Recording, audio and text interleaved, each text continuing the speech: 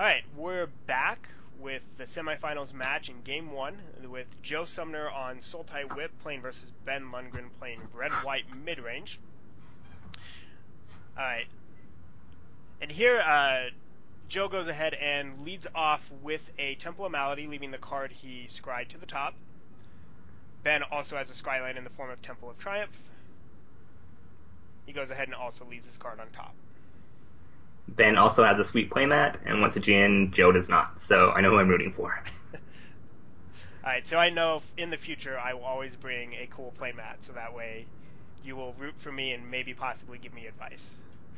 Possibly. Ironically, I don't use playmats. Alright, so both players have a turn 2 play here. Ben plays a Seeker of the Way, and then Joe goes ahead and answers that with a Bioblight. And this red-white mid-range deck becoming a lot more popular recently. I think it sort of first came to prominence when Sam Black played it at the Players Championship, I think. Okay. Alright, well, Ben goes ahead and follows up on turn 3 with a Hordling Outburst. And Joe has no plays. He has a Forest, 2 Temple of Maladies, and a Swamp, but does not have any creatures to add to the board. So maybe lacking blue mana? Possibly. He could maybe have some additional removal in the hand, like something like a Hero's Downfall, which obviously is not very good versus Hordling Outburst. Ben goes ahead and plays a Goblin Rabblemaster. I'm actually thinking Joe probably doesn't have a removal spell since he did not destroy the Rabblemaster, and in fact is taking his turn and is just drawing his card without doing anything. So he's hoping for Doomwake Giant. Yeah, Doomwake Giant does seem like one of the cards he would like to be able to cast in this situation. He actually just passes the turn back.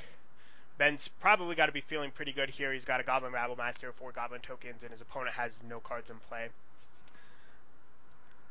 I'm guessing the card Joe drew for the turn was that Hero's Downfall, since he does now go ahead and destroy the Rabblemaster.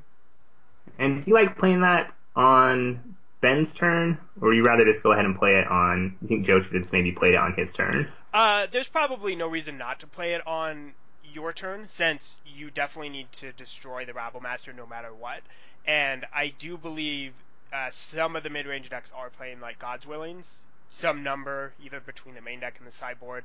So it's definitely a card you need to possibly be mindful of is a God's Willing. So right. The card I was thinking of that a lot of decks are playing now is Valorous Stance.